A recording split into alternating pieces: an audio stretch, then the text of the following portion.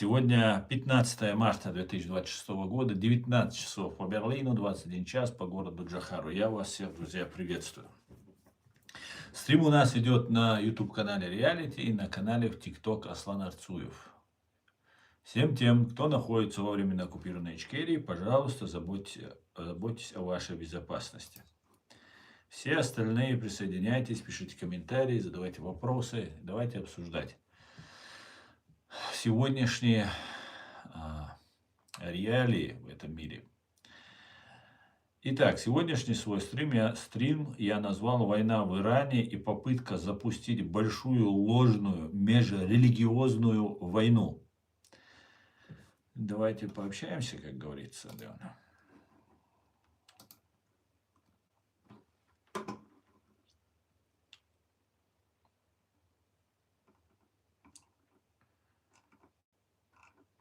Вот только сейчас открыл и вот смотрю на BBC News, на Russia, Facebook, они тут выкладывают. Почему Кадыров молчал о войне в Иране, объясняет востоковед и эксперт Нест какой-то в новом выпуске подкаста и так далее. Представьте себе, на BBC журналисты на полном серьезе обсуждают, почему Кадыров молчал. Или они нас держат за идиотов, или сами они такие. Ну, Кадыров говорит только то, что ему разрешено говорить, и по конкретной теме.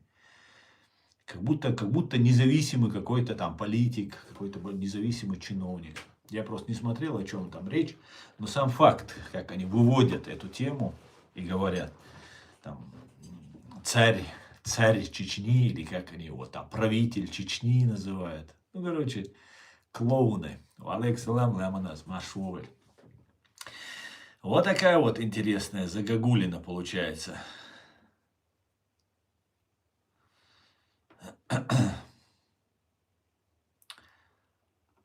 Интересная такая загогулина получается.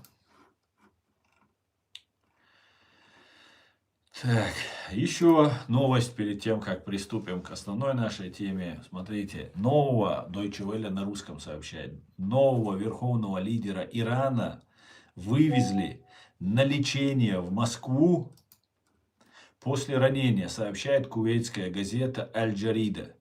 Мачтаба Хаминеи был ранен в первый день нападения США и Израиля на Иран. Его эвакуировали секретным рейсом в Москву для лечения, пишет издание со ссылкой на высокопоставленных источников. По его информации, президент России Владимир Путин лично предложил отправить Муджтабу Хаминеи на лечение в Москву во время телефонного разговора с президентом Ирана Масудом Пезешкианом на прошлой неделе. В Москве Хаминеи сделали успешную операцию, и сейчас он проходит лечение в клинике на территории одной из резиденций Путина, говорит источник. Официального подтверждения этой информации нет. Ранее МИД Ирана подтвердил ранение Муджтабы Хаминеи и сообщил, что состояние политика не вызывает опасений.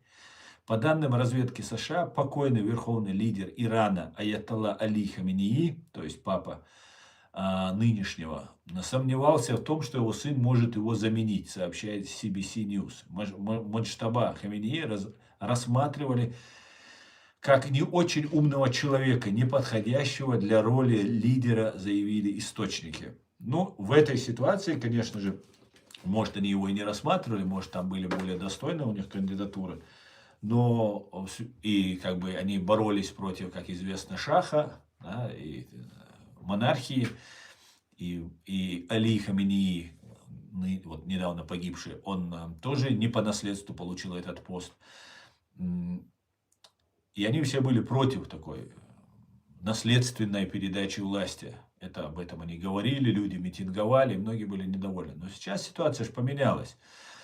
Сейчас у Муджтабы погибли отец, мать, сестра, жена, ребенок или племянник, по-разному говорят. Поэтому выбрать его, назначить его, это фактически две вещи обозначает. Во-первых, вы так хотели эту власть, говорят там ксировцы и другие иранцы, со своим папой, там вы так столько держались за эту власть, пожалуйста, теперь полностью она ваша, и так передали, потому что находиться во главе очень опасно, во главе такого государства.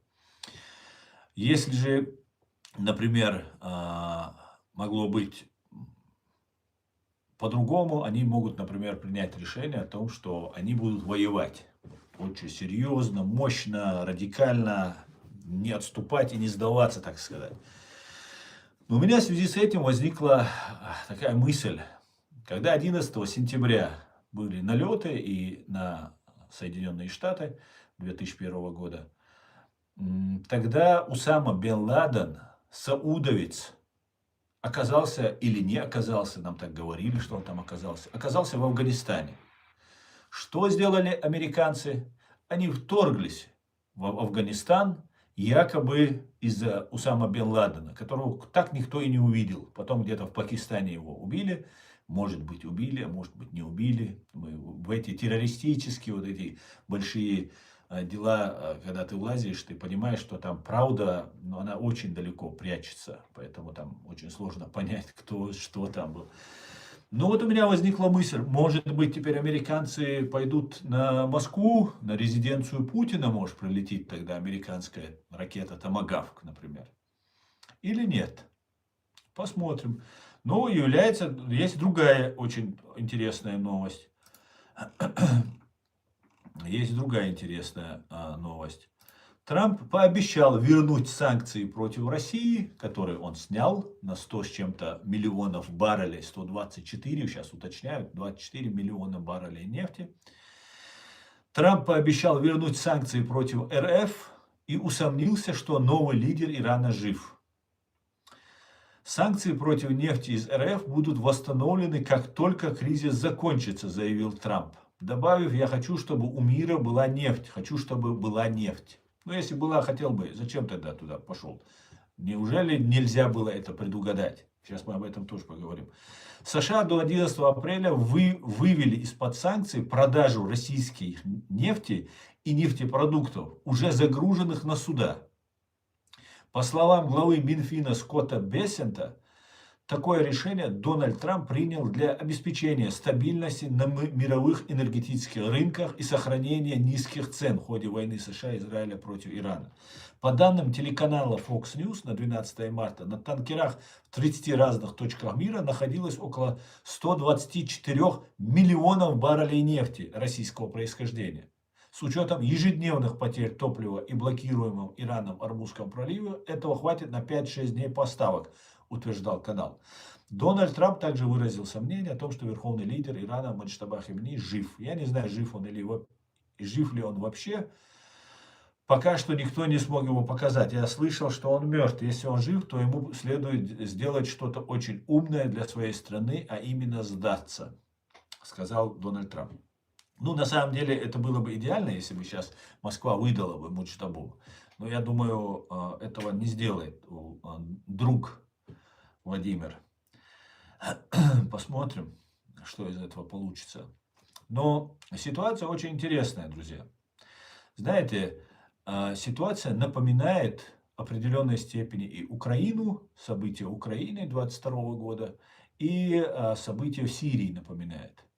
Когда вроде бы берется правильная идея, которая есть в Америке, как мы уже неоднократно говорили, американское государство построено на божественных началах, на светлых, на общечеловеческих началах. И есть очень мощная сила. И эта сила, например, она была сегодня выражена в МАГА, Make America Great Again, который возглавил Трамп. Правда, Трамп нарушил обещание, которое давал им, не начинать нигде войны. Рассказывал о том, что он везде их заканчивает и так далее. Но Иран – это угроза и для Израиля, и для США. И может быть для Израиля это смертельная угроза, но для США это не меньшая угроза. Тем более Израиль – это ближайший союзник США. Поэтому даже если бы не было бы Израиля, просто так для Америки Иран – это угроза. Потому что это битва двух мировоззрений, которая идет тысячи лет. Тысячи лет идет эта битва. И США занимает сторону света, а нынешний иранский режим занимает сторону тьмы. И вот эта ситуация, ею воспользовались, как это было в Сирии. Например, когда произошли события в Сирии, все поддерживали, вся Европа, все поддерживали и так далее. А потом каким-то образом, плавно, при помощи какой-то невидимой силы, эта борьба перетекла в какая-то непонятная, вечная борьба всех против всех. Непонятно было, кто за кого, кто против кого в этой Сирии. И вот сейчас я явно, отчетливо вижу много-много признаков того, что война, которая, как мы видим, никто четких целей не обозначает. Все говорят, какие цели, какие конечные цели у этой войны, к чему мы стремимся, для чего. Да, понятно, что это враг, что это угроза, что если они сделают атомную бомбу, это угроза не только для Израиля, но и для США, и для всего цивилизованного мира. Но несмотря на это, начинается война не для того, чтобы освободить иранский народ. Какие-то вещи мы слышим непонятные. Но и сама война начинается каким-то вот странным образом. Знаете, выглядит это так, как будто нужно американцев представить очень-очень плохими. Вот как эта война началась. Начиная от того, что в месяц Рамадан это все произошло. Вот можно же за день раньше, можно. Я не считаю Али Хаменеи каким-то религиозным, исламским, таким ученым и так далее. Я считаю, что это человек узурпатор власти. И в шиитской даже в традиции он считается богохульником, вероотступником. Поэтому я считаю, что не только в России прикрываются религией, много где прикрывается. И одно место это Иран. Это Иран. Да вообще, я считаю, все, кто в политику вносит религию, они все прикрываются религией и сами просто ее используют. Понимаете, религия это дело личное, дело каждого. Это не должно лезть ни в политику, ни ты со своей религией не должен никому лезть. Это твое личное дело. Хочешь так верь, хочешь сяк верь, хочешь вообще не верь. И давай, и твое личное дело. Но это специально как-то так акцентируется на этом. На этом наше внимание постоянно. И сейчас раскрутка такая идет, мощная такая раскрутка идет на поводу того, что дело идет к религиозной войне. Точно так же произошло в Сирии. В Сирии вроде демократические силы боролись против режима Асада, американцы это поддерживали, Европа, Запад это поддерживали, Израиль это поддерживал. Но когда началось убийство, гибнуть люди началось вооруженное сопротивление, в этот момент появились какие-то непонятные группы, которые начали перетягивать на себя одеяло. И в конце концов появился уже такой отмороженный, явно антимусульманский проект ИГИЛ.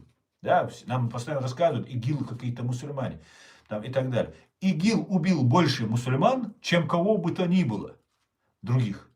Это антимусульманский проект ИГИЛ. Это проект, сделанный не мусульманами, сделан врагами, сделан, чтобы очернить ислам, мусульман. Но не только, хотя есть такие шизофреники, которые там больные, которые считают, что так нужно действовать. Но по факту это делалось для того, чтобы дискредитировать самих мусульман, но захватить власть, деньги. Вот нефть, деньги, влияние. Вот что интересно. А так они, я думаю, все они служат сатане, кто вот это все начинает. Поэтому эти вещи нужно очень четко разделять. И вот началась война, и я вам расскажу немножко последовательность этого всего.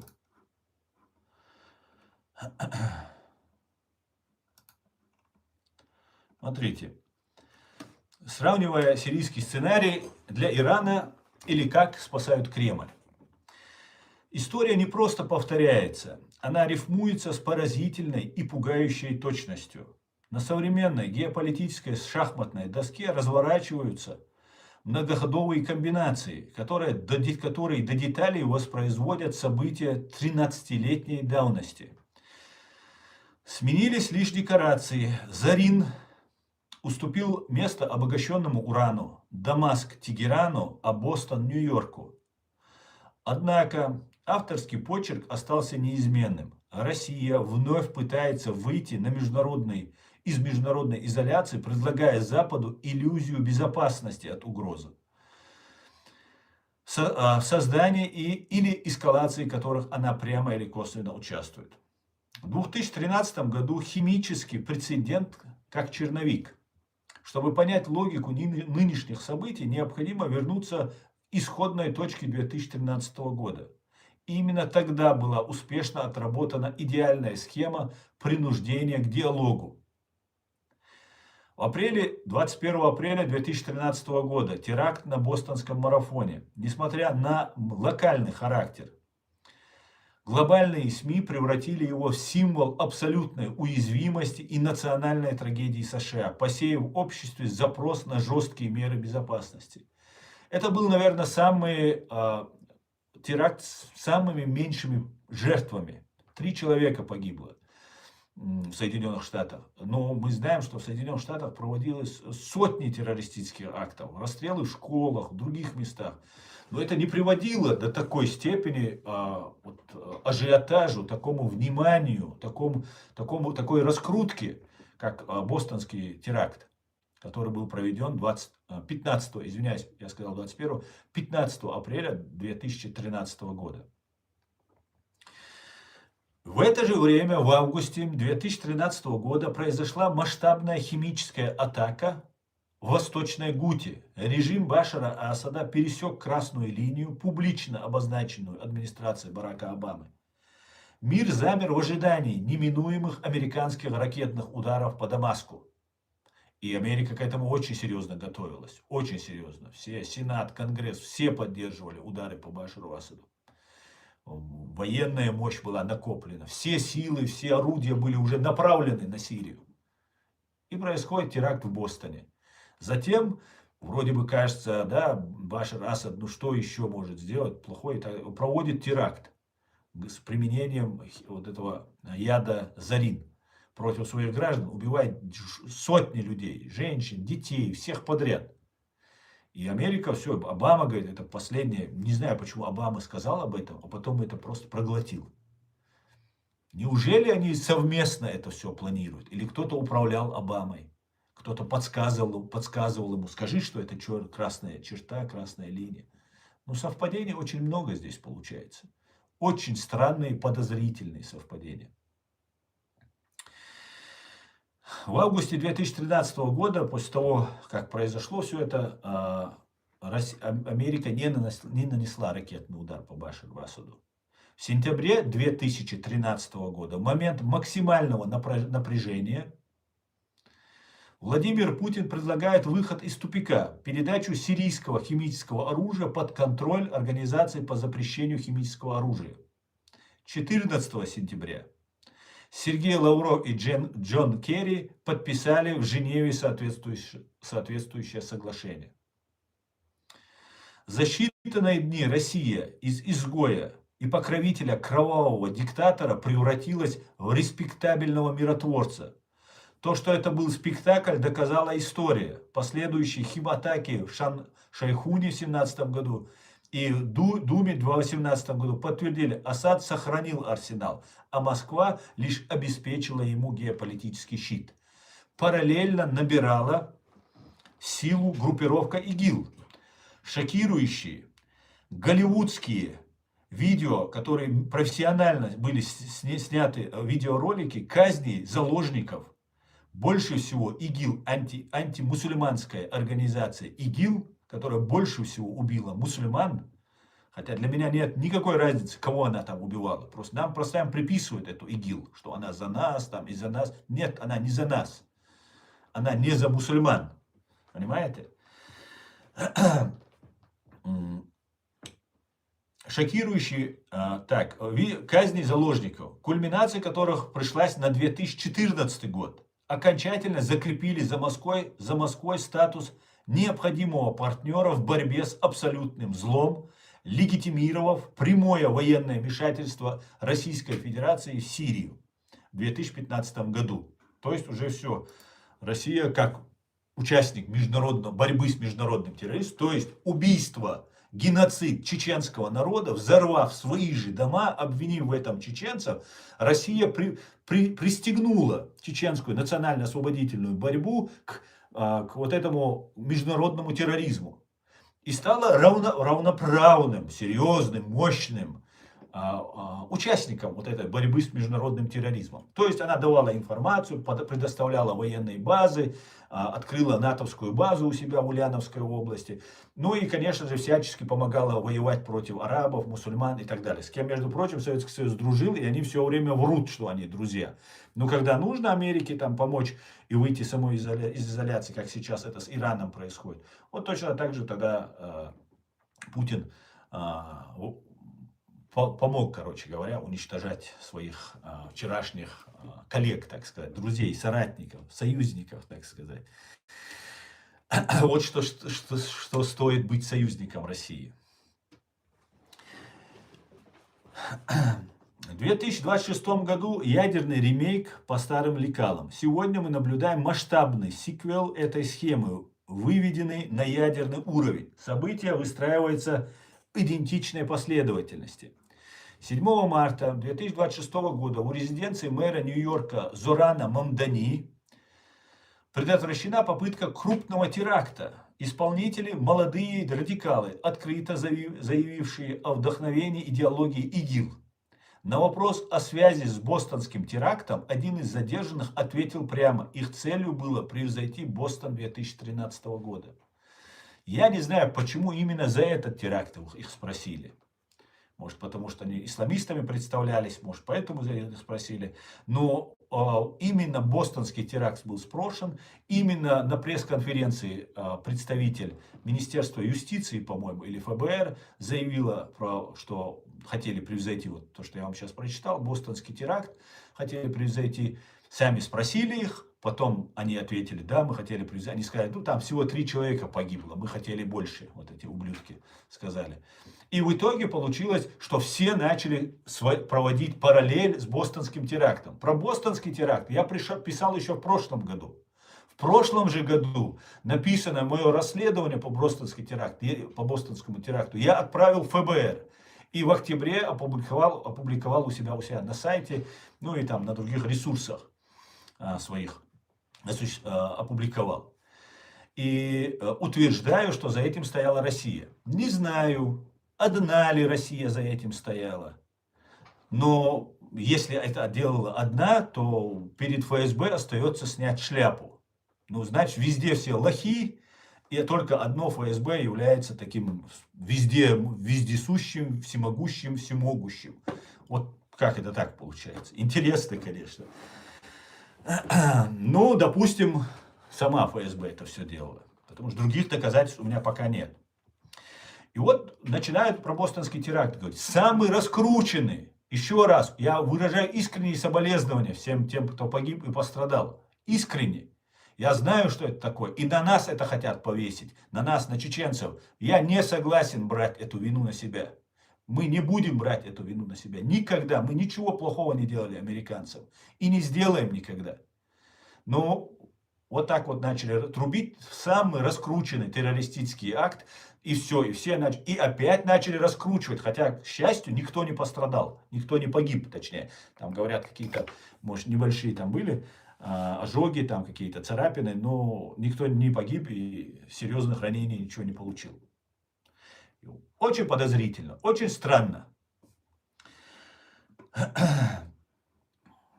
И еще раз напомню этот момент, почему я начал в прошлом году писать про бостонский теракт. Дело в том, что мою семью и меня лично хотели у бостонских террористов, у Тамерлана и Джохара Цернаева, был дядя Руслан Царни.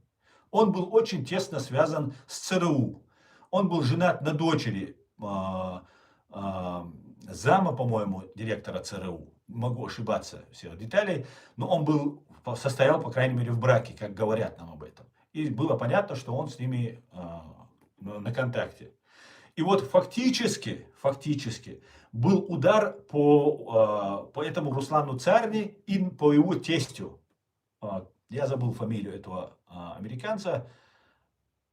Но сам факт, что человек, который борется, у них есть и племянника, его называют Джахар, то они, понятно, они были про чеченские,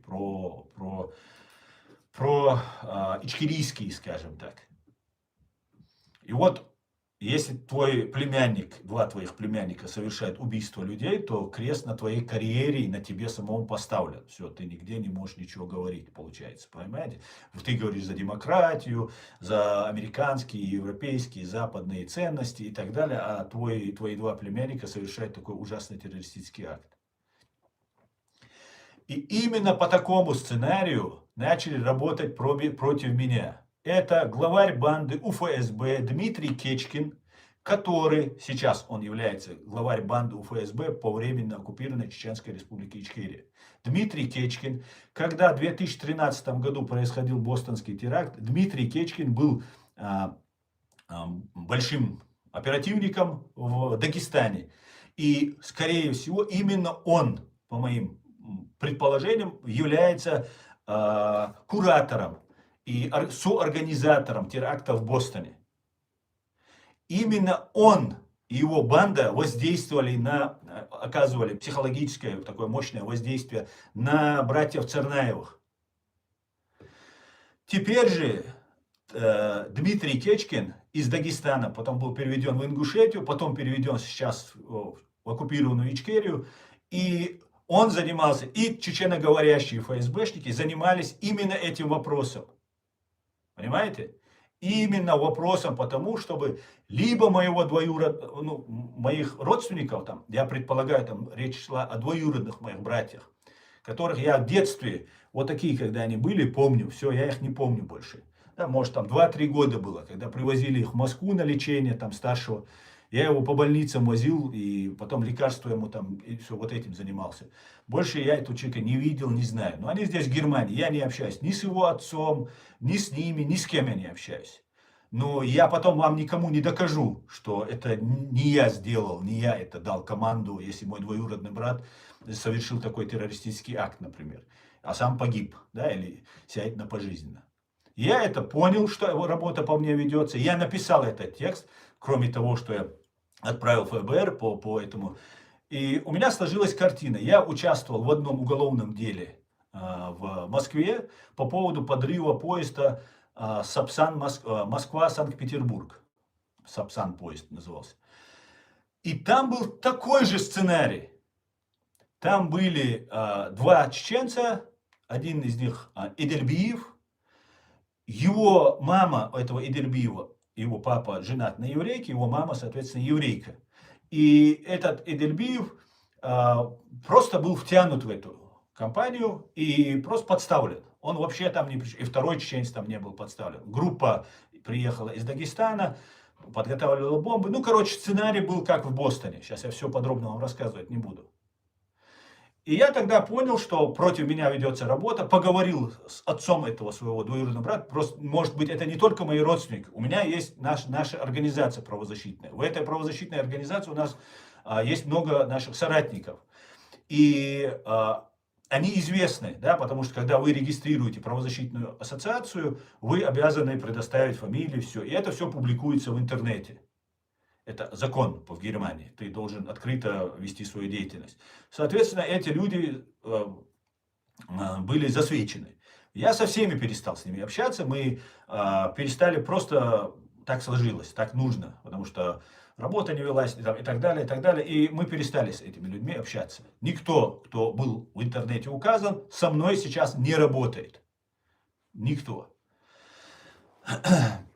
И вот такая вот ситуация сложилась, и для меня было понятно, я расследовал это преступление в Бостоне, я не все выложил, но есть еще много еще деталей. Но были еще и другое расследование, именно про то, что я вам рассказываю, про то, что моего двоюродного брата, или же другой мой тоже родственник, он состоял со мной в правозащитной организации, сейчас он не состоит в этой организации, никто не состоит в этой организации из прежних, и его сын тоже, его начали представлять террористом.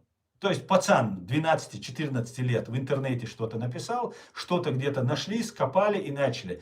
И его отца привлекали. Мы написали, объяснили, что мы правозащитники, против нас ведется работа. И вроде бы с нас как бы поняли, что там все из пальца высосано, и отстали. И меня объявили террористом на России. Несмотря на то, что я абсолютно занимаюсь ненасильственной, мирной, абсолютно правовой деятельностью. Абсолютно. Немецкие законы не нарушаю. Но меня объявляют террористом. За что? И вот это все складывалось в одну цепочку, что готовится такая вот работа против меня, чтобы представить меня террористом. С одной стороны, там некоторые мерзавцы называют меня исламистом, другие мерзавцы называют меня врагом мусульман. То есть нормальным человеком быть я не могу. Я либо должен быть в одной крайности, либо в другой крайности. Вот так представить, со всех сторон вот так раскачивать ситуацию. И им нужно каким-то образом меня втянуть в какую-то тему. Я перестал общаться абсолютно со всеми. Абсолютно. Просто ни родственники, ни друзья, вообще от всех отодвинулся. Для того, чтобы не подвергать их и себя тем провокациям, которые могут подвергнуться. Мы, эти люди и так далее. И вот в связи с этим у меня есть достаточно и свой личный опыт участия как адвокат в делах, и ту работу, которая против меня ведется. Ну и вот получается так. Короче говоря, получилась следующая ситуация. Давайте дальше дочитаю, потому что можно это очень долго рассказывать. 7 марта вот происходит этот террористический акт, попытка, слава Богу, к счастью, хвала Всевышнему, теракта не произошло, никто не погиб. Я представляю, что бы произошло. Все средства массовой информации начали бы об этом трубить. Понимаете? И я это выкладывал. Есть кто больше всего говорит про бостонский теракт. Почему они сейчас бостонский. Потому что бостонский теракт это самый раскрученный. Это марка такая, это фишка русских террористов, которые так смогли поднять этот уровень. Я еще раз очень сомневаюсь, что это может вот так безнаказанно продолжаться. Просто невозможно это. Не знаю. Смотрите. Они заявили, что хотели произойти бостонский теракт 2013 года. Дальше. Вместо канистр с арином на кону 450 килограммов урана, обогащенного до 60%. Уровень, который МАГАТЭ классифицирует как критический порог перед созданием оружия. Спецпредставитель США Стив Уитков, ранее вместе с Джаредом Кушнером, ведший переговоры с Ираном, публично назвал Израиль страной одной бомбы, подчеркнув исчерпанность дипломатических ресурсов. По его словам, иранские представители в кулуарах заявляли о наличии мощностей для создания порядка 10 ядерных боеголовок. При этом официальный Тегеран, играя свою роль в сценарии, до последнего публично заявляет о готовности к компромиссам ради предотвращения войны. Я вчера послушал иранского представителя, и он говорит, да, он сказал это Уиткофу, что да, у нас есть 460 килограммов, по-моему, обогащенного урана. Об этом знает МАГАТЭ, и они говорят, что мы можем сделать 11 бомб. Вот как сказал он, говорит. Не знаю, кому из них верить, но он говорит, что он так сказал. Он сказал, что у нас есть, и мы готовы по этому поводу разговаривать. То есть мы готовы на большие уступки. Сейчас он так говорит. Но сам факт на переговорах обсуждать, что у нас ядерное, это попытка запугать, в принципе. Запугать и спровоцировать еще больше на агрессию со стороны США и Израиля. Вы приходите на переговоры и говорите, у нас есть бомбы, чего вы хотите? Ну, тогда получите тогда. Вот что вам ответ скажут. У них тоже есть эти бомбы, получается. Правильно? Так, дальше.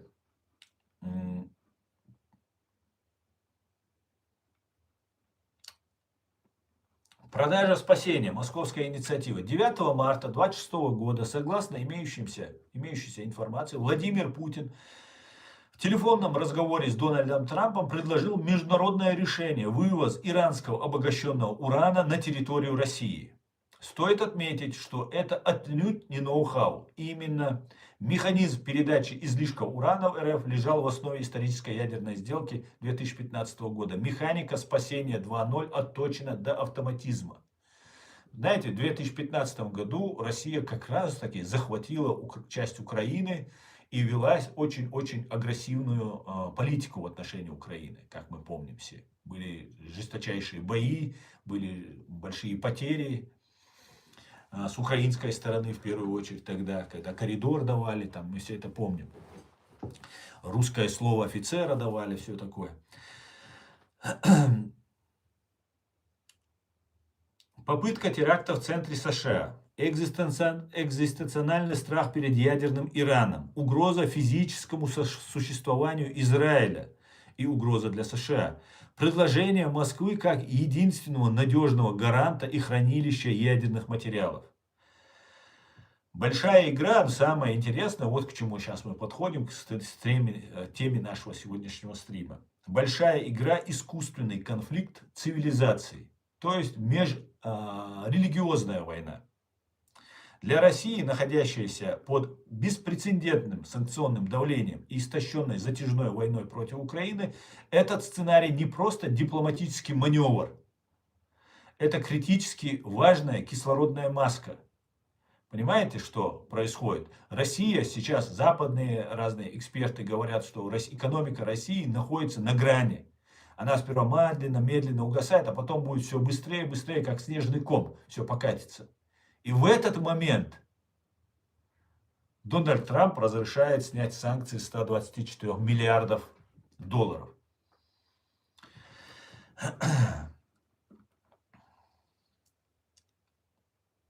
В один логический ряд с ней становятся вот эти 100-124 миллионов баррелей российской нефти, ограничения на закупку которых администрация Трампа сняла якобы всего на пару дней назад.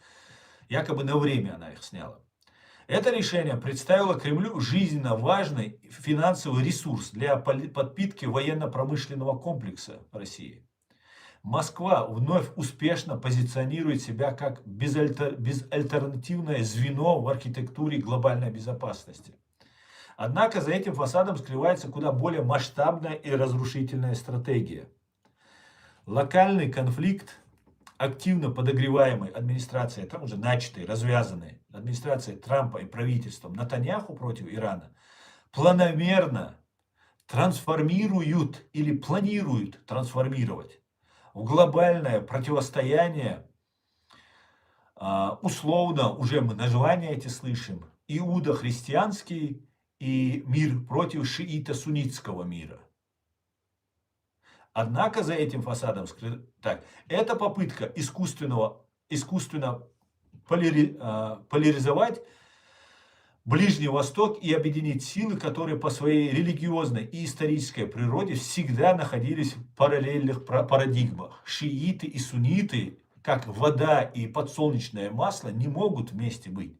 Если про религию говорить, люди могут жить вместе, взаимодействовать, но если мы говорим про объединение какой-то религии, это невозможно.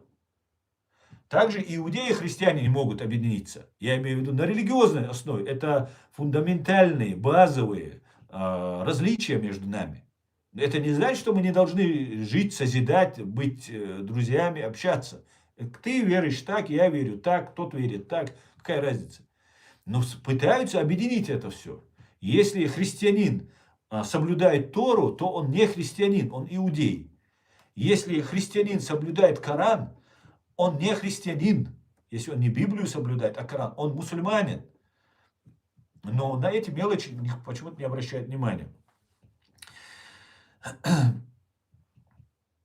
Сценаристов такие мелочи, очевидно, не волнуют. Они уверены в контролируемости процесса. Но катализаторами такого принудительного единства могут стать лишь катастрофические сценарии.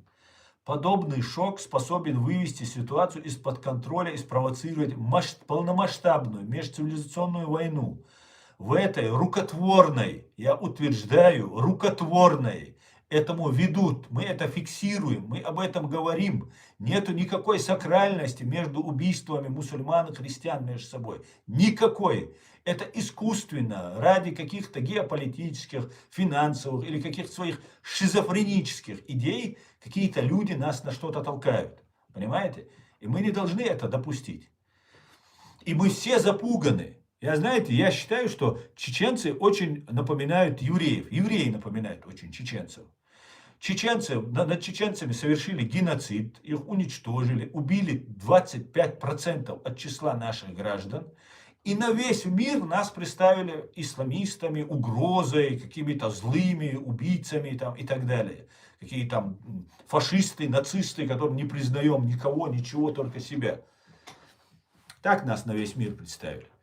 И одновременно с этим чеченец по Москве не мог от одного столба до другого столба пройти, чтобы его мент не остановил и не забрал в отдел. И там у него не забрал все из кармана, и деньги, и все, что у него есть.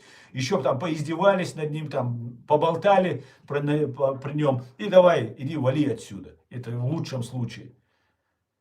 Вот приблизительно в такой ситуации находятся евреи. Им постоянно угроза: вас всех убьют, мы сейчас взорвем. Конечно, человек будет огрызаться и будет защищаться. А как иначе? И вот евреев доводят до этой ручки. Вот вас сейчас, вот вас, вам, вот. И все. А что делать? Хочешь, не хочешь, нравится тебе Натаньяху, не нравится тебе. Ты будешь делать то, что тебе скажут. Потому что если ты не согласишься с этим, то тебе вон бомба прилетит, то там теракты против тебя совершают. Я целиком и полностью поддерживаю Соединенные Штаты Америки. Но у меня возникает в связи с этой ситуацией вопрос. Если постоянно там разные американские там блогеры там рассказывают, Такер Карлсон, например, рассказывает, что мы Израиль финансируем, содержим на наши деньги, мы делаем, мы там и так далее. Если мы деньги не дадим, у них ничего не будет и так далее, и так далее. И Америка самое мощное в военном плане государство. Америка первая ударила по Ирану, как утверждает там израильский эксперт Шарп, например, на Deutsche Welle на русском. Я в прошлом стриме об этом говорил. То почему на евреев нападают? Почему нападают на синагоги? Почему нападают на других? Я еще раз, я поддерживаю целиком и полностью Соединенные Штаты Америки. И 7 лет у меня сзади висит этот флаг. Хотя американцы не признают нас, не поддерживают, а некоторые американцы хотят мной попользоваться и плюнуть в мою сторону. Но нисколько не помочь моему народу. Мне бы они помогли бы, мне бы денег дали бы, еще что-то дали бы. Но мне это не нужно, мне нужна помощь моему народу. Я не нуждался в деньгах, когда сюда садился, чтобы заниматься этой работой. Я занимаюсь для того, чтобы помочь своему народу. Так вот, почему не происходит? Я сейчас ничего не призываю, просто логика, вопросы возникают у меня. Почему здесь чеченцы нападают на курдов? Вот такая волна такая была. Потому что это была провокация против чеченцев. Но ни разу не напали на российское посольство здесь чеченцы. Почему? Потому что мы соблюдаем закон. Да, Россия враг, но здесь на территории Германии, Франции, там, Великобритании, Австрии. Это уже другая территория, другая юрисдикция. Мы с большим уважением относимся к стране, которая нас приняла. Так почему мы нападаем на курдов тогда? Понимаете? Вот возникают такие странные мысли, потому что я прохожу то, что евреи проходили когда-то и сейчас проходят. Я через себя это пропускаю. Мы сами, чеченцы, через это проходим. И мы анализируем. И мы знаем, кто такая Россия. Натаньяху называет Путин до сих пор, после 7 октября 2023 года, Натаньяху говорит, что у него с ним хорошие отношения, он его старый друг. Может быть, Натаньяху он и друг. Но еврейскому народу и чеченскому народу он не друг. Это я вам уверенно, заявляю. В этой рукотворной битве цивилизации стратегическую выгоду получит лишь один игрок. Россия. Россия вновь дорого продает миру избавление от страха, который сама же системно помогает поддерживать в активном состоянии. Аслан Арцуев, Human Rights Center, Ичкерия, 14 марта 2026 года. Вот такая вот ситуация, друзья. по этому вопросу.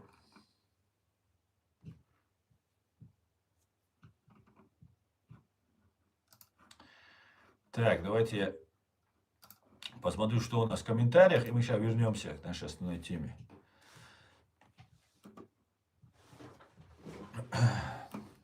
Так.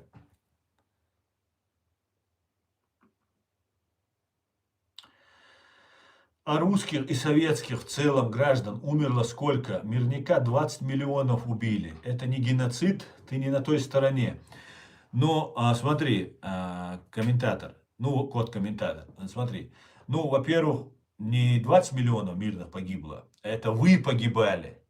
Ваша власть, ваша КГБ посылала на смерть, и ваши Жуков посылали на вот эти мясные штурмы, где просто по трупам люди, горы трупы просто делали. Немец один, который пулеметчик, который там какую-то небольшую гору, какой-то бугор держал, сошел с ума, просто расстреливая людей, просто он не мог понять, за что просто он убивает столько людей, которые просто идут, он просто убивал их, убивал, они шли, как сейчас идут на украинцев. Я удивляюсь, почему украинцы до сих пор с ума не сходят, хотя столько уже положили вот этого абсолютно безвольного, послушного вот этого человеческого материала, абсолютно непонятно.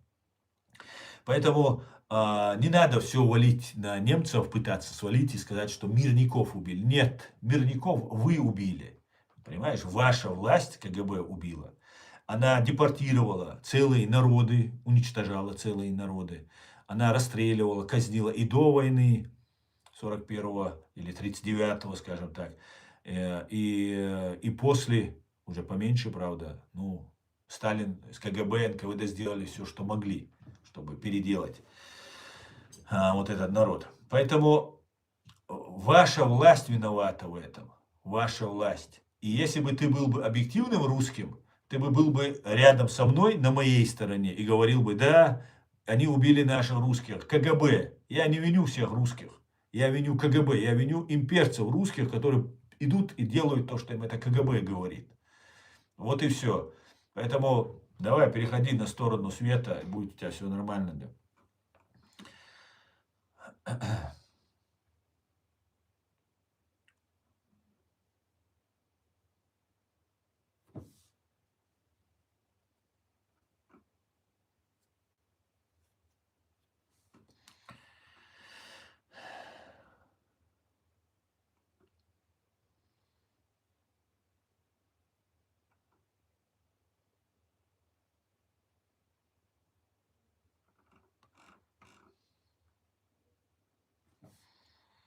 Но вот у них сейчас новая мода, снова, не новая, старая мода с новой силой, что я еврей начали писать снова.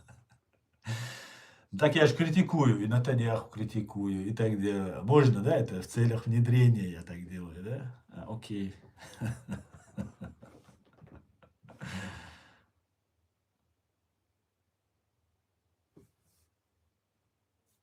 КГБ убило, спрашивает, 20 миллионов своих граждан. Ты не поверишь, 100 миллионов убило и репрессировало. Вот отправило там на Колыму, где многие погибли. Понимаешь, 20 миллионов. Ты что-то неуважительно КГБ. Занижаешь ее, эти мощные, короче говоря, заслуги. Так, я сейчас отключу эти, а то они... Так у нас тихо становится без них. Хорошо. Уберу я, где вещи серьезные обсуждаем. Не место здесь троллятины, короче. Все. Нафиг, где троллятина, да. Савелий, приветствуйте. Так. Нам, простым людям, нечего делить, говорит.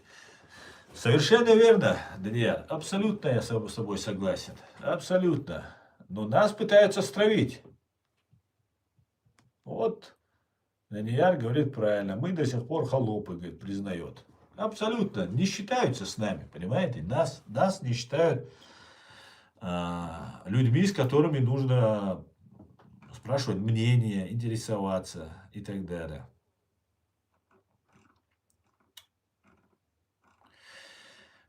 Ну вот, возвращаясь к нашей ситуации про сирийский сценарий для Ирана или как спасают Кремль.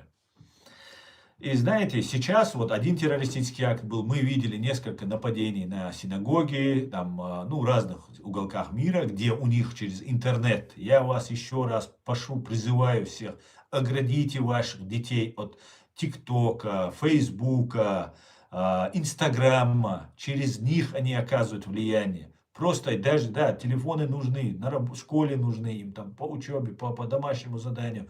Везде они сейчас необходим телефон. Но при всем при этом вы должны понимать, что вы должны как-то контролировать своих детей. Особенно это касается матерей-одиночек. Чаще всего такие бывают. Хотя в Америке вот эти два мерзавца, по-моему, были не одиночками, а с полноценных семей, с богатых семей. Вот эти два ублюдка. Но может попасться и такие. Но в любом случае нужно контролировать своих детей. Ни в коем случае не давать им возможность. Это есть такое психологическое воздействие, управление разумом. Это не сказки, это правда. Я вот сейчас нахожусь в этом состоянии. И моя семья, моя правозащитная ассоциация, мы все подверглись этому воздействию. У всех разрушены семьи. Просто можете представить? Там медовые ловушки засылают, там компрометация. Ну, короче, грязь, грязь и грязь. Невероятно интересно все это расследовать, узнавать. И хоть и не очень, конечно, это приятно, но все компенсируется сполна тем, что меня это очень увлекает. Я как, знаете, получаю азарт, когда я получаю какую-то версию и начинаю ее расследовать. И я не могу ни спать, ни есть. Я начинаю вот этим, у меня все в голове, загораюсь этим, так сказать, фанатично. Очень интересно. Очень жаль, что я, хоть и смеюсь над этим, приношу боль, страдания. Не я, эти фашисты, зло беспримесное наносит вред и приносит зло моим родственникам, бывшим. Но вот я не виноват в этом. Я не хотел вам этого сделать, ничего. И никогда вам не делал. Вы от меня никогда ничего, кроме поддержки, помощи. Только это вы от меня видели, слышали. Ну, вот такая вот ситуация. Приношу из-за этого вам свои соболезнования. И сейчас, начиная вот эту всю войну, вот эту всю систему, начинаются террористические акты. Сейчас мы знаем, что у Ирана есть 450-60 там ядерных урана обогащенного. И вот представьте себе картину, гипотетически, просто один сценарий. Например, какая-то террористическая группа получает обогащенный уран, созданную уже грязную бомбу, так называемую грязную бомбу, которую они должны переместить там, в Европу, в Израиль, в Украину, не знаю куда. Украину что же сейчас уже законной целью назвали иранцы. Или в Америку, например. В Америку это будет намного сложнее. И в этой ситуации, например, американские, западные, израильские спецслужбы получают, немецкие спецслужбы получают информацию о том, что вот готовится террористический акт. Ну, это паника среди спецслужб. Тогда будут договариваться, скажут, да, Путин, ты же говорил сейчас Трамп сказал, нет, не надо, ты там с Украиной реши. Причем Трамп сказал, что он к Украине потерял интерес. Либо он произойдет, этот террористический акт, либо подготовят, как будто вот сейчас он произойдет. И все, и Путин уже рукопожатный, все, ну без него никак, он только может решить. Мудждаба там находится у них, главный, верховный. Ему скажут, так, сяк, они будут им вертеть, может быть. И вот Путин все, легитимизирован, миллиарды дают, санкции сняты. Ну, давайте еще снимем санкции, потом еще на месяц снимем, потом еще на 3 месяца. Санкции сняты. Украина отдана на растерзание этой фашистской России. И все. А удар, кто получает удар? Ну, во-первых, удар американцы получают. Первый день произошло нападение на Соединенные Штаты совершили, и Израиль совершили налет на Иран. И очень похоже тоже на ситуацию в Украине. США вступили в войну, надеясь, что режим рухнет. Но режим не рухнул. И он не собирался рушиться. Вот в чем проблема. Но Америка уже втянулась в это. Ей нужно и Израиль. Израилю это вообще жизненно важно сейчас. Ему вообще деваться некуда. Америка может там за океан обратно вернуться. А Израилю что делать?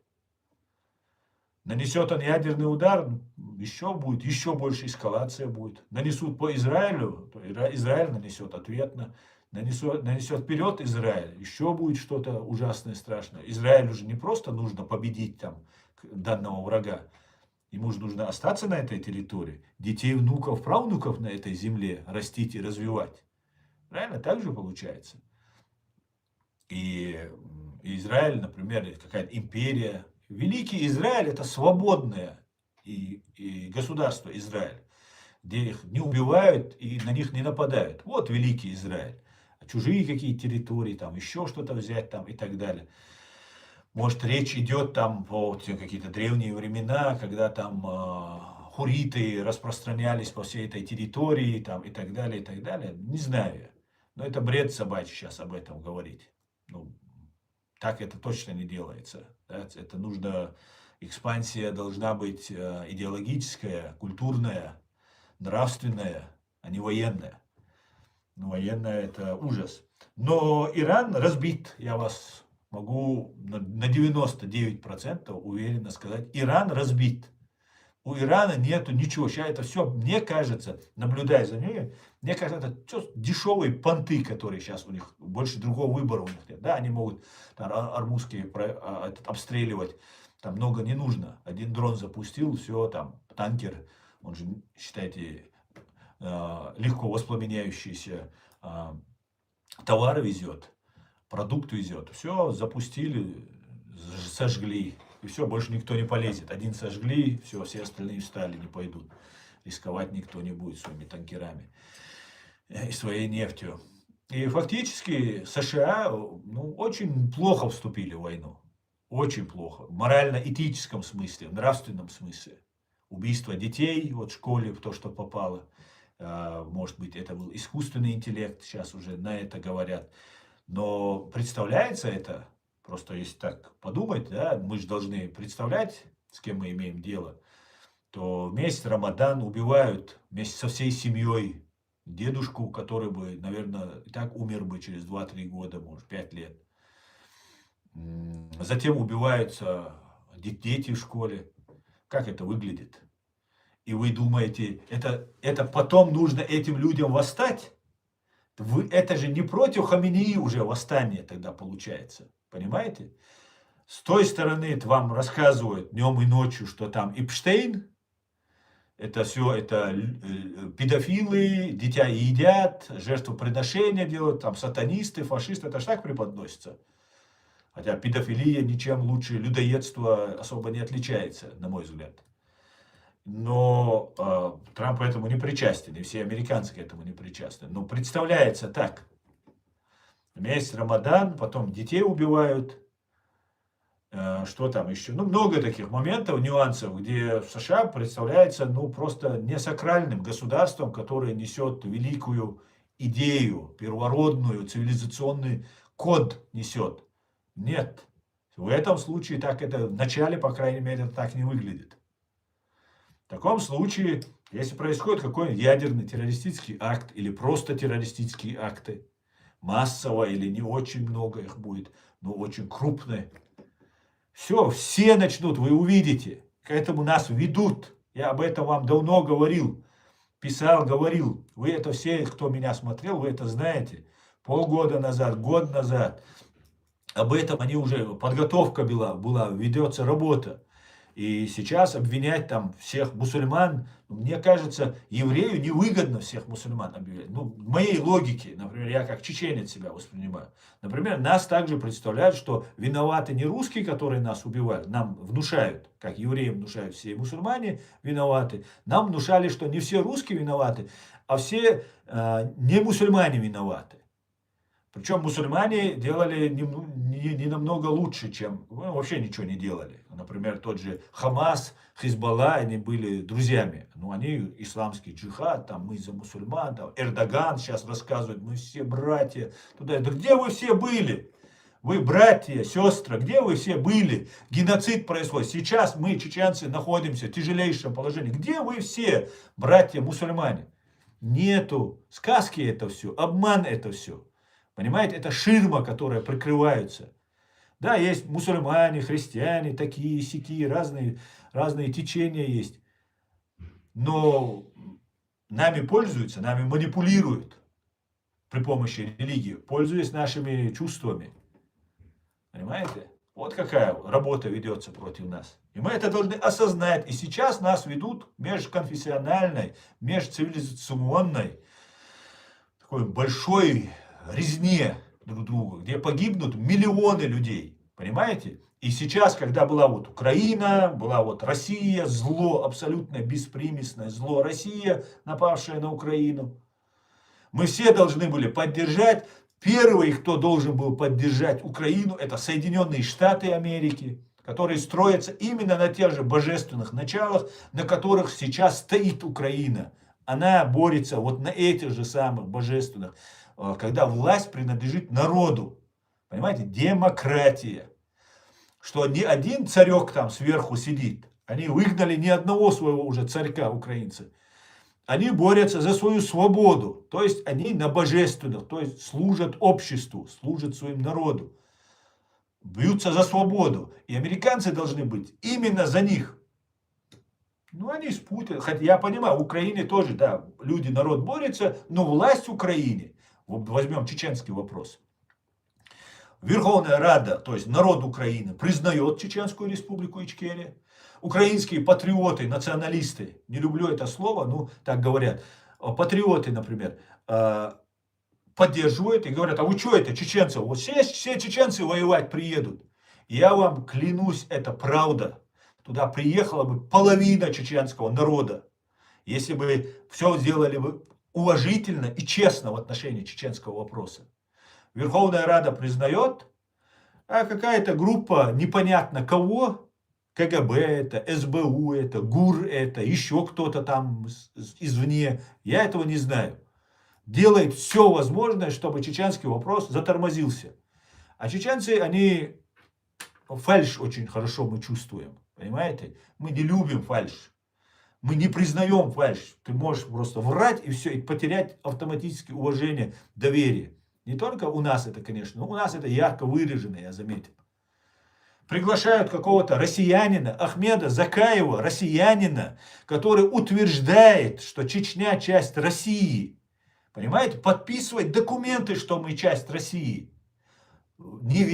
Против воли президента Масхадова. При живом Масхадове они подписывают. Есть все документы на руках. Вон в Копенгагене, в Осло они подписывали, или где там, в Лихтенштейне, где они там встречались, подписывали. Вот все это есть, а я Дигов каждый раз рассказываю. У меня на всех ресурсах это все опубликовано.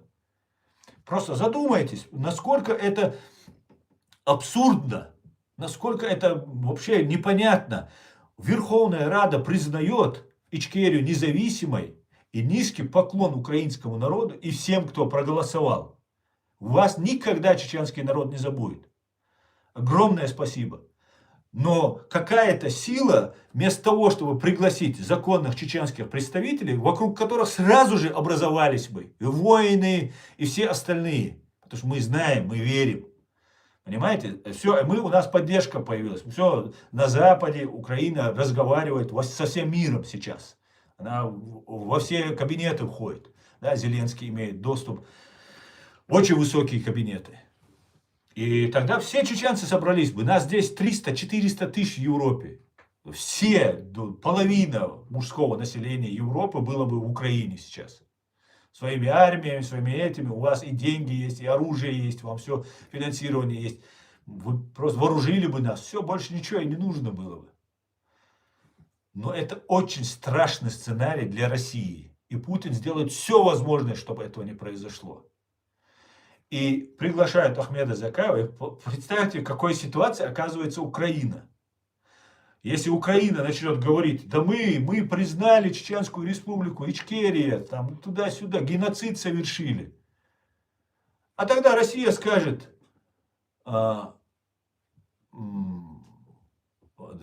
Украине, Россия скажет, слушайте, вот вы человека поддержите, он говорит, что это Россия. Он скоро уедет туда, если там все изменится, он уедет. И Украине скажет, а вы, украинцы, не оборзели внутренние дела России лезть? Вот наш чеченский или чей он там лидер, он говорит, что мы что они часть России. А что это вы, украинцы, высшие там, святее Папы Римского получаетесь, да? Так получается. Вот как получается ситуация. Поэтому, когда такие вещи происходят, мы должны понимать, что не вся вина на американцах. Они пытаются где-то что-то там выправить, сделать. Но есть какая-то сила, которые какие-то бизнес-группы, какие-то... Я даже не думаю, что это бизнес-группы. Я считаю, что это зло. Вот я считаю, что это есть вот бесовщина, дьявольщина.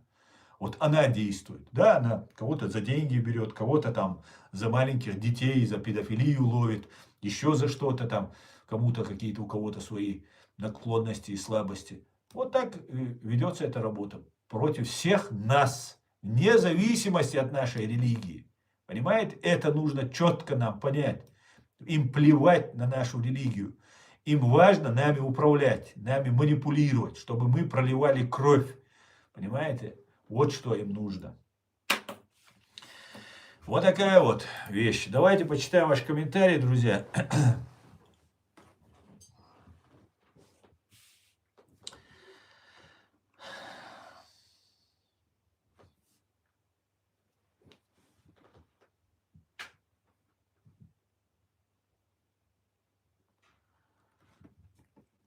Ну вот мы окажемся... Привет, Григорий. Мы окажемся в ситуации, когда сейчас произойдут какие-то террористические акты, и это будут виноваты мусульмане. Не знаю, как они шиитов с суннитами собираются объединить, и как они иудеев с христианами объединить собираются. Но мы это уже слышим, им абсолютно без разницы. Главное, чтобы объединиться. Объединить и стравить. Стравить нас просто нужно. Я вам официально заявляю, мы никогда не воевали с христианами. Мы, чеченцы, никогда в своей истории не воевали с христианами. Мы воевали с сатанистской, фашистской Россией. Никогда мы даже не видели. У нас были грузины и армяне наши, близкие нам наши братья, христиане. Ну и то они вот в советское время растеряли это все, или в царской России растеряли. И они были там, кто был на стороне вот этой сатанизма, тот, кто был, кто воевал, они тоже пострадали, их тоже уничтожали, репрессировали, расстреливали, захватывали и все остальное. Но мы реально не сталкивались с христианами, вот чтобы вот мы воюем там и так далее. Мы не видели. Мы вот увидели украинцев, христиан. Они делают то же самое, что делаем мы. Они думают так же, мы отличаемся, не знаю, генетически, языковое, религиозно. Но мы одно дело делаем. У нас одно мировоззрение. Мы молимся по-разному. Я с большим уважением отношусь к христианам. Я в любой религии отношусь. Любой человек, верующий человек, не фанатик, не сумасшедший, просто искренне верующий человек, он у меня вызывает уважение. Любой религии. Потому что я знаю, что этот человек не сделает ничего плохого. Это хороший человек. Потому что все религии учат быть только хорошим. Понимаете? Если бы иудаизм, христианство, ислам объединить бы, то вот этих, соберите вот религиозных этих деятелей, настоящих, не КГБшных каких-нибудь там, пробирочных специмамов, там, попов там и так далее. Объедините их. Они говорят об одном и том же.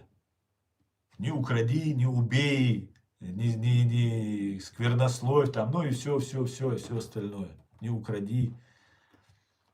Понимаете? А нас стравливают. И сейчас будут стравливать. Но сейчас это произойдет, вероятно. Надеюсь, что не произойдет. Я надеюсь, что мои расследования откроют глаза на многие вещи, предупредят эти вещи. Хотя меня постоянно закрывают. Я вот сегодня смотрю, ну, Соловьев, Шевченко, Мивченко, вот эта вся российская вот эта рать, она уже спокойно в Ютубе. Сперва там чуть-чуть их там позадавили, они все открыто говорят. А мой канал на территории фашистской России запрещен. Мне монетизацию 7 лет, 6 лет, 7 лет не включали. Месяц назад мне. Я надеюсь, она не мешает вам реклама в YouTube, друзья. Вы уже отвыкли от этой рекламы. Но не было никакой рекламы. Просто мне не давали такой возможности канал развивать там и так далее. Вопреки всему я это делаю. Вопреки, все против. Понимаете? А какие-то антисемиты, фашисты, террористы спокойно сидят, исламисты сидят. У них тоже никаких вопросов нет. И вот думаешь, блин, а эти исламисты, они что, все заодно, что ли? Или как так получается? Ну, просто необъяснимо. Я вроде не антисемит, вроде бы не радикал, не делаю людям там какие-то плохие вещи. Наоборот, раскрываю правду, но меня гасят. Со всех сторон гасят, понимаете? Это очень странно. И я надеюсь, что вот мое расследование, которое, хоть и локально, я знаю, меня смотрят очень серьезные эксперты. И я знаю, что дойдет до информации. Не знаю, смогут они или посмеют ли они принимать шаги. Потому что здесь непонятно, кто да что. Но сам факт, что нас ждут большие-большие потрясения. И переключение с войны в Украине, Украину уже на откуп отдают. Да? Это только благодаря украинскому народу они стоят.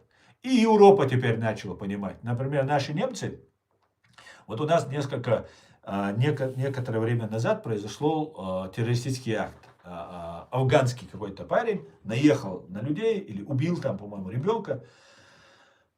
И немцы провели расследование. И выяснилось, а немцы очень дотошные, выяснилось, что, ну я все детали сейчас не помню, в Афганистане американцы вылавливали российских шпионов или врагов Америки, там кто врагов вот тех, кто коалиционных этих войск, которые находятся в Афганистане, и арестовывали, соответственно, задерживали, сажали в тюрьму. Так вот, русские спецслужбы выкупали афганцев каким-то образом, они уже в тюрьме сидят, их выкупали, вывозили в Россию. Представьте, вывозили в Россию куда-то в Сибирь, что ли, куда-то они, на Дальний Восток, куда-то они их отвозили. Там их обучали, подготавливали, фактически спасли их из плена, там туда-сюда, и потом забрасывали в Европу.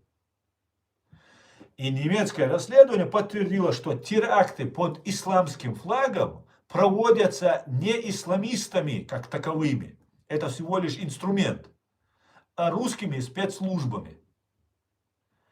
За прошедший год, за прошедшие 2 квартала прошлого года 150 диверсий и разных там акций проведено российскими спецслужбами. Вы когда-нибудь слышали об этом? Вы слышали? У меня на канале YouTube есть это видео, и в TikTok тоже есть оно. Понимаете? 150. Но если произойдет какой-то террористический акт исламистам, если это нужно будет журналистам, они его так раздуют. Понимаете? Что у нас уже голова, когда в Бостоне произошел теракт в 2013 году, это до того аномально все, взрыв произошел информационный, что люди, все начали следить за этими событиями. И у людей начинали происходить психические припадки, нервные срывы происходить начали. Просто за то, что ты смотришь эти новости. Понимаете? Вот так это все накручивается. Это большая античеловеческая работа ведется против нас всех. Понимаете? И сейчас, когда афганцев там депортируют туда-сюда, это причина в том, что есть угроза. Есть угроза, потому что за афганскими разными товарищами стоят российские спецслужбы.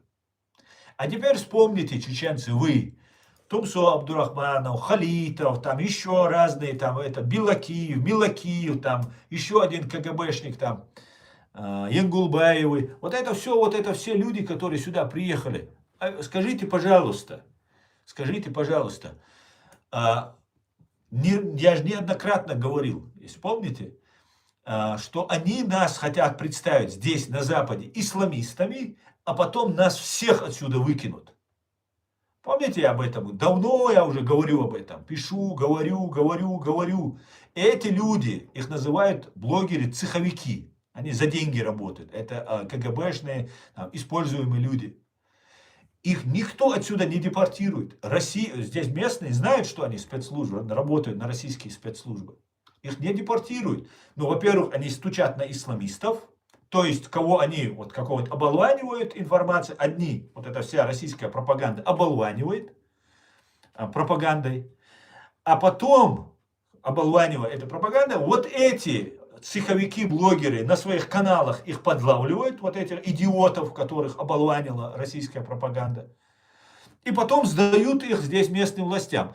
И местные власти довольны, вот террориста поймали, или подозреваемого, или опасного поймали, галочка, все, работа проведена. Поэтому их держат, ну и, конечно, держат под наблюдением. Они как бы не их агенты, не местные, но они нас скидывая, держат нас, то есть имеется в виду простых чеченцев, ингушей, дагестанцев, радикальных которые попались на этот крючок, особенно это молодежи касается. И потом они скидывают их и остаются. И таким образом они нас представляют исламистами на весь мир. Потом появляется другая группа. Тоже не просто так все происходит. Да, там некоторые полезные товарищи. Они просто не понимают, что происходит. Знаете, как происходит? Когда ведется какая-то работа, вот рисуется большая мозаика. Вот она из таких, допустим, кубиков состоит, маленьких. Вот большая картина нарисована. К чему мы должны прийти? Большая картина.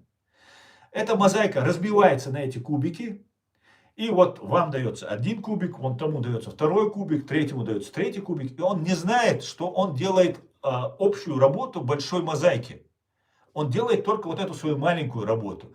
Например, эти исламисты, блогеры, которые сидят, здесь рассказывают, на них покушения якобы готовятся, их все убить хотят. Никто их убить не хочет. Никто на них не охотится. Да, они между собой там власть дерутся, между собой они там с Кадыровым там где-то там хотят власть забрать. Но по факту их убивать никто не будет, потому что хозяин у них один. Они между собой грызутся, как две жены бывает, когда у мужа бывает две жены в исламе, да, 2-3 жены бывает, 4 жены бывает. Вот когда перед мужем, они такие добренькие. Муж уходит, они друг друга там, съесть хотят. Ненавидят друг друга. Поэтому нельзя иметь 2, 3, 4 жены. Да, если хочешь разводись, заводи новую. Потому что ты только в доме у себя врагов растишь. И дети будут также расти.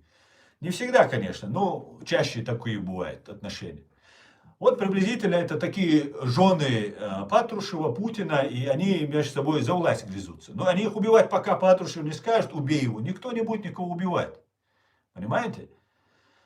И вот эти люди нас представляют исламистами. С другой стороны, появляются другие товарищи.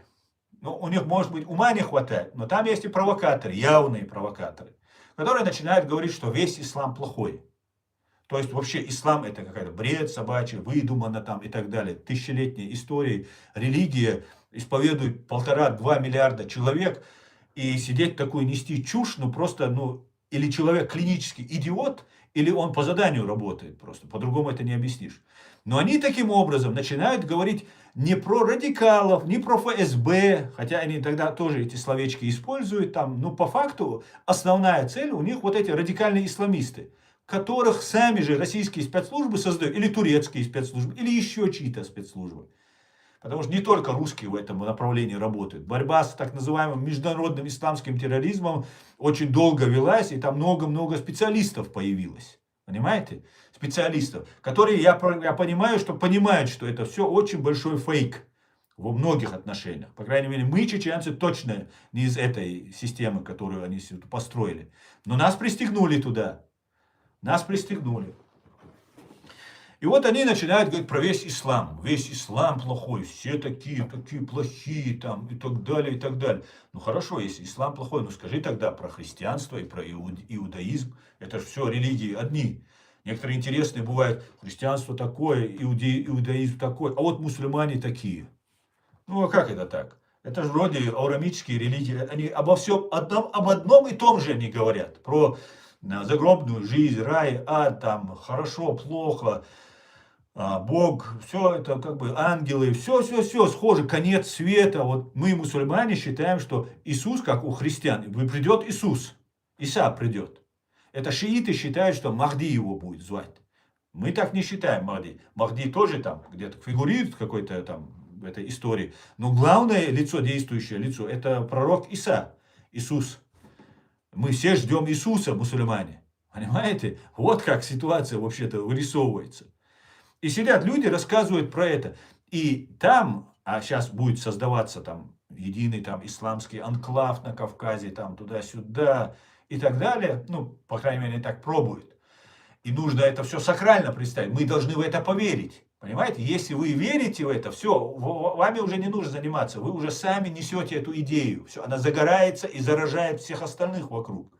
Эта идея, какая бы она ни была, религиозная, там, любая другая идеология. Она заражает, и все, и сама уже, значит, вы переделали этот народ, все, переделали. Обычно переделывают те, у кого нет корней, кого легко переделать, у него нет опоры, у него нет фундамента. Почему украинцев не могут переделать? Потому что у него глубокие корни, глубокий фундамент. Почему евреев не могут переделать? То же самое. Вот мне Ашот пишет, армян то же самое касается. И армян не переделаете, у них тоже глубокие корни, у чеченцев глубокие. Поэтому это могут переделать русских. Искусственная нация, которая, я не в обиду русским, просто факт. Вас переделают как хотят. То вы коммунисты, то вы холопы, то вы такие, то вы сякие. Да, вы можете убить, запугать, посадить, но переделать нельзя. У нас есть свои корни, понимаете, корни, истоки есть. И мы возвращаемся к ним. Так вот, они хотят нас переделать, сделать из нас какую-то здесь угрозу, такую-сякую, и сказать, что там в Чечне живут мусульмане, а здесь в Европе, значит, все грязь, убийства, там, враги мусульман, туда-сюда. Вот чем занимается. Одна группа занимается радикализацией, представить на Западе, что мы исламисты. Причем все это КГБшники, кого я вам перечислил, вот эта вся блогерская рать. И вот другие появились. И молодой чеченец, который вот, мне потребовалось там 48 лет, чтобы все это разобраться, каждый день этим разбираюсь. Как я, наверное, вообще никто столько времени не тратит на это все. Потому что я все время на это трачу. Фактически получается молодежь 20-летняя, 18-летняя, который осточертел вот этот радикальный исламизм, который они навязывают, который просто, ну, вы инструмент. Вы никто, вы вообще никакой субъектности себя не представляете. Вас просто используют. Какой-то там бич какой-то сидит в Египте где-нибудь. Он говорит, я тебе фетву выдаю. Потом другой бич сидит в Саудовской Аравии, он тебе фетву выдает. Подожди, а ты кто тогда? У тебя 3000, 5, 10 тысяч лет история. Ты что, у тебя какой-то бич какой-то с Саудовской Аравии будет, что ли, тобой управлять? Не будет мной управлять никакой бич. Понимаете? Ниоткуда. Мне достаточно, моя цивилизация очень полноценная, достаточно. Да, я мусульманин, но мне дал Коран Всевышний и сказал, вот тебе учись, никого не слушай. Никакие хадисы не являются выше Корана. Вот читай Коран, толкуй его, созидай. А наша чеченская многотысячелетняя культура, она созидательная. Мы не разрушители, мы созидали. Мы, чеченцы, строили очень мощные государства в этом мире. Тысячелетние государства. Идеи, которые у нас были, их у нас перенимали. Понимаете? У нас нельзя это забрать. Да, мы приняли ислам, это созидательный ислам. Когда Петр I в 1722 году напал на ту же Чеченскую республику, Чеченское государство, через какое-то время вместе с ним один немецкий наблюдатель приехал на Кавказ, в Ичкерию. И он говорит, там было два народа. Были кумыки тюркоязычные, у них своя империя, там свое царство было тюркское, и чеченцы. Оба мусульмане, говорит. И он пишет, это не выдумано, это факт, это можно проверить легко. Я забыл имя, но я выкладывал его, этот пост, у меня он где-то есть. Отличаются. Вот эти мусульмане от этих мусульман отличаются, говорит. Потому что у этих порабощение, угнетение, у кумыков, а у чеченцев все равны, все свободны. Вот главная особенность чеченцев. Мы всегда гордились, что у нас не было ни царей, ни королей. Понимаете, такая военная диктатура, военная демократия была. Понимаете, против диктатуры. Понимаете, вот что было. Вот что было. И против нас ведется такая работа. Понимаете, против нас ведется такая работа. Эту работу хотят нам помешать делать. Напротив нас ведется, и нам пытаются нас, хотят переделать. Понимаете? Переделать. Так, давайте перемотаю.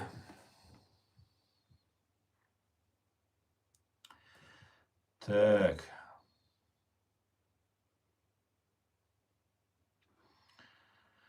Я же вас вроде забанил. Вы что, повылазили? Так, сила народа в единстве, независимо от религии. Главное иметь веру. Спасибо вам. Пожалуйста. Совершенно верно. Совершенно, абсолютно верно. Смотрите, изначально, Баркалон, спутник, спасибо тебе, Баркал. Смотрите, изначально, если уходить не наша, нашу эру, да, от Рождества Христова, если считать, если мы возьмем в целом природа, человечество существует, ну вот мы идем далеко назад, может быть, там 10 тысяч лет до нашей эры, то есть до Рождества, то получается, люди, как она называлась, ну, это до потопа, или точнее после потопа получается. Я могу сейчас ошибаться, потому что я только ознакомлюсь с этими интересными вещами. И благодаря искусственному интеллекту это очень легко. Кстати говоря, искусственный интеллект накачивается ФСБшной пропагандой. Об этом говорят немецкие специалисты, немецкие профессионалы в этой области. Имейте в виду, Gemini, ChatGPT накачивается. Везде, где что-то можно на людей влиять, там появляется вот эта КГБшная, ФСБшная пропаганда. На YouTube-канале и в TikTok у меня есть это видео, можете посмотреть, что Gemini им не доверяйте. Не доверяйте стопроцентно, что им там можно доверять, что они там говорят правду и так далее. Так вот, когда несколько тысяч лет назад хурриты строили свое государство, свои государства, их главным достижением был их этический код. Понимаете? Этический код. Уважение, служение обществу. Нет никого выше тебя и нет никого ниже тебя. Я не говорю, что это сегодняшняя демократия там была, но при всем при этом нужно понимать, что изначально направление было выбрано именно такое. И это только может быть от Бога. Вот такое вот управление, такое вот направление этого всего. Понимаете? И на месте, потом уже Куро-Аракская была сперва цивилизация, потом Кобанская, это вот она там делится на разные этапы. Культура или цивилизация, не знаю, почему культура ее называют. Да и все это раскрыли не чеченцы. Та же там вот, территория вот, армянского Нагорья, тот же Арцах. Моя фамилия Арцуев. Орц или Арц – это лесистая гора. Это древнее тысячелетнее слово чеченцев. Моего прадеда звали Орц или Арц. И сейчас уже эти имена уже не так используются, но моего прадеда звали Орц.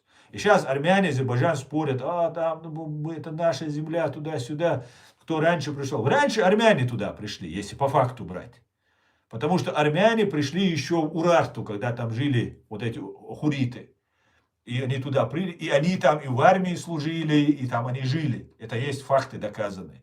И Ереван построен хурритами, не армянами, а хурритами. После того, как Урарт упала, там вот эти люди остались. И вот эти ираноязычные племена, к которым относятся и армяне, они в этом, в принципе, они разные были, ираноязычные. Персы, курды, там разные там. Еще там, сейчас сразу все не вспомнишь. Ну, сам факт того, что Орц это Арца, это чеченское название. Но изначально там жили хурриты. Изначально, до прихода туда персов, до прихода туда ираноязычных племен.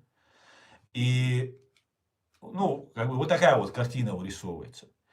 И изначально строились на божественных началах. Все строилось про то, чтобы люди созидали, любили, уважали друг друга. И Америка, на мой взгляд, и западная вот эта цивилизация, она несет именно эту культуру. Именно поэтому они такие богатые и успешные. Понимаете? Это очень важно, если вы хотите развития, если вы хотите богатства. И у них не было запрета, вот в этом Урарту, не было запрета ни на одну религию. У них был свой бог, Халда. По-чеченски Халда, и у них Халди. Везде указано Халди. По-чеченски Халда это называется. Да это отец. Хал, хол, хал это все, вот то, что у вас есть на земле, вот все, халда, вот мы так говорим. И у нас до сих пор это выражение халда, как халда, мы говорим, как халда. То есть, как твои дела, это сейчас мы это так это воспринимаем. Но халда это халде дийца. Расскажи про халда мы говорим, вот такие вот вещи. Но несмотря на то, что у них было вот это божество, которому они поклонялись, были много-много других людей, да, которые присоединялись. Те же армяне, которые туда пришли, но они тогда не назывались армянами, но ираноязычные вот эти народы, которые туда пришли. И они поселялись, и жили, и развивались, и созидали, и вместе строили, и вместе созидали. Понимаете? Вот во всей ситуации не было запрета на религию. Каждый мог иметь. И сейчас в раскопках находится огромное количество разных башков, там, разных там камней, там, кому поклонялись люди. У этих был свой, у этих, и они созидали, и они в одном государстве жили. И почему Америка стала великой и мощной? Потому что у нее была абсолютная свобода на вероисповедание. Вероисповедание нельзя запрещать. Вы не можете запрещать человеку верить так или сяк. Главное, чтобы он не представлял угрозу, чтобы он нас не шел убивать вас. Вот что самое главное. И у этого мы должны придерживаться. Но нас хотят стравить, нас хотят сопоставить и сделать из нас врагов. Христиане должны убивать. За что я, например, должен убивать армян? Армяне первое государство, христианское государство, с которыми мы знакомы и уже породнились, там ведь остались Нахичевань, например, азербайджанская территория. Еще раз, я не претендую ни на какие территории. Абсолютно. У нас есть четко обозначенная Чеченская республика Ичкерия. Все, других территорий мы не претендуем. У нас все претензии к России. Ни к Армении, ни к Нахичеванию, ни к Азербайджану, ни к Турции, Озерован, где зарождалась Урарту. Вот никому мы не имеем никаких территориальных претензий. Мы хотим устроить, так-то если говорить, Иерусалим строили эти же хуриты. Понимаете? И потом уже царь Давид завоевал этот, как когда-то Урарту завоевали вот эти ираноязычные племена, также завоевали, царь Давид завоевал. И по всей видимости, может быть даже, что и царь Давид имел хуритские корни. Они между собой, то есть они там, у них какой-то рамс мог быть. Так сказать, да. Поэтому вот эта вся ситуация, которая сейчас разрисуется, мы должны исходить из того, кто мы, какие у нас глубокие корни. Понимаете? Точно так же Иран это древнейшая цивилизация. Их не переделать. Их не переделать. Им можно дать свободу. Народу дать свободу. Но переделывать их это бессмысленно. Это вообще даже в голове не нужно брать. Им нужно народу дать свободу. Но я не вижу, что дают свободу народу. Не заботятся о народе. Подняли народ, если так посудить, смотрите, подняли вначале народ за 2 месяца до этого 40-50 тысяч людей убито. Просто представьте себе, вы поднялись, поверили, что сейчас придут американцы, израильтяне, все нас спасут и так далее. Поднялись, всех уничтожили. А потом начинается бомбардировка. Ну, вы самую пассионарную часть выявили и уничтожили. Что еще делать? Сейчас под шумок вообще их будут там убивать. Кого они там даже подозревают, что он может быть нелоялен режиму. И потом начинается война. Ведь не просто вот в месяц Рамадан убили там 80-летнего дедушку вместе со всей семьей. Дедушку его не назовешь, это тиран-убийца своего же народа. Но сам факт, люди-то все это видят. Вы не можете заставить людей поверить в то, что откровенно ложно. Вы должны дать им свободу. А эту свободу никто иранцам не хочет дать. Понимаете? Как будто такая вот направленность, как в Сирии, начать, чтобы потом подменить основы, нас всех стравить. Понимаете, христиан с мусульманами, шиитов, суннитами объединить и потом вместе воевать, или их разделить и еще что-то делать, не знаю. Но сам факт, что ведется работа вместо того, чтобы бороться вместе за Украину против фашистской России, мы теперь 10 миллиардов долларов, там, даже сколько, 124 миллиона баррелей, это 12 миллиардов, 13 миллиардов долларов, это еще она будет дорожать, дорожать, дорожать. Некоторые говорят, там до 200 вырастет долларов за баррель нефть. То получается в итоге мы помогаем тирану-диктатору. Это не та миссия, которая есть у США, не то божественное начало, на которых оно основывалось. Понимаете? И те какие-то там нам рассказывают какие-то сказки, они абсолютно не выдерживают никакой критики. Ладно, друзья, спасибо, Ашот, и тебе спасибо. Я стараюсь быть объективными. Может быть, я кого-то из вас задеваю этими своими разговорами. И я говорю только лишь свое мнение. Вы это тоже понимаете, друзья. Я пытаюсь быть объективными. Я не за чеченцев. Я за справедливость. Понимаете? Я больше, если чеченец не прав, вы, клянусь, услышите от меня то же самое. То же самое услышите, как я говорю про любого другого. Потому что если мы не будем придерживаться справедливости, если мы не будем придерживаться тех божественных законов, которые нам предначертаны, проживая эту жизнь, то мы придем, мы станем частью этого, частью вот этой лжи. Нам говорят, время постправды наступило, то есть время после правды. Да, такие времена были, это не сегодня настало, все, истина, правда пропала, и только ложь там осталась. Такие времена были. Но каждый раз после лжи наступало время просвещения, время правды приходило. И мы обязательно придем к этому времени. И мы не должны, что вот сегодня время врать, грабить, убивать, и мы должны в этом участвовать. Нет, мы не должны в этом участвовать. У нас должна быть своя позиция. И только таким образом США, придерживаясь вот этой линии, могли бы добиться тех результатов, о которых они мечтают. То есть божественная сила, которая распространяется на весь мир, на 1000 лет. Да, может быть, не на весь полностью, но, по крайней мере, на тот, который сейчас, да и в принципе и сейчас уже США на весь мир распространяется. Но если США будут придерживаться политики Римской империи, а не Древнего Рима и Римской республики, то США идет к катастрофе. Не сегодня, не через год, может быть, не через 10 лет, но 20, 30, 50 лет мы придем к катастрофе для США. Но опять же, когда хуритская вот эта Урарту перестала существовать, которая была основана на божественных правилах и началах, в это время же появилась одновременно ранний Рим, потом Римская республика, которая продолжила.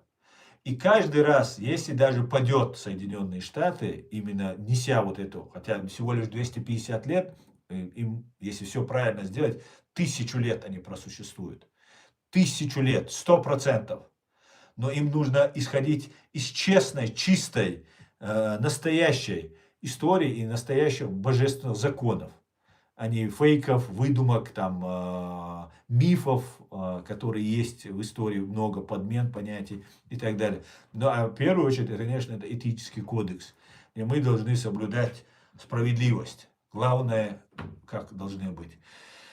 Аро Карапетян, мы за чеченцев. Спасибо, Арцах по-армянски горный лес. Но у нас, Аро, я знаю, не знаю точнее, что это горный лес обозначает, но по-чеченски это слово, моя фамилия Арцуев. И по-чеченски это означает горный лес. И я знаю, что у нас, например, часы, вот у меня в классе был армянин, и постоянно мы слова повторяли. Вот он любил эти слова постоянно искать, доставать. Ну, огромное количество слов было.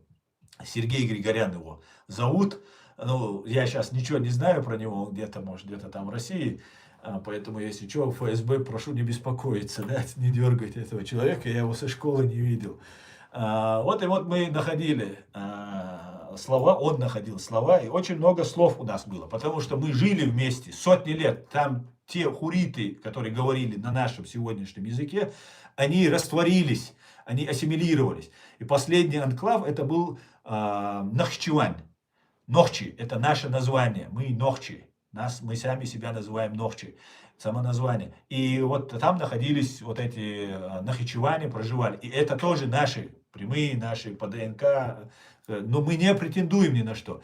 А что касается армян, я бы хотел сказать, вот вы пишете, Арош, что вы за чеченцев. Сейчас большие события происходят. И нам сейчас, и нас будут стравливать. Будут вас, армян, стравливать, нас на вас натравливать, на азербайджанцев нас натравливать. Но у нас и с азербайджанцами, и с армянами хорошие отношения. Мы с вами не воевали, мы вам ничего плохого не желали. Азербайджанцы нам очень помогли, беженцев принимали и так далее. Но при всем при этом, хотя Басаев воевал, да, против Армении, это тоже, мы ничего не скрываем. Правда есть правда. Но сейчас, да, мы должны объединяться, мы должны искать общие пути. И у вас Никола Пашинян, я к нему с большим уважением отношусь. И мне этот человек симпатичен. У него хорошее видение, хорошие взгляды на разные вещи. И есть поддержка Запада. Поэтому, если вы окажете нашему президиуму, правительству, единственной легитимной власти, ваш Пашинян, и мы сами, вот простые люди, да, я чеченец, я председатель правозащитной ассоциации, я готов с правозащитниками, с армянами сотрудничать, работать, только чтобы русских там не было, русской вот этой КГБшной вот этой шушеры там не было. Все остальное меня устраивает, я готов со всеми как угодно разговаривать и так далее. То есть КГБшников, с русскими я тоже никаких вопросов нет, я не имею в виду. Я имею в виду, чтобы там не было гибнюков. Поэтому нам нужно готовиться к очень серьезным событиям и возможно, мы очень даже сможем смягчить удар, который нам могут пытаться нанести. Спасибо всем за подарки, друзья.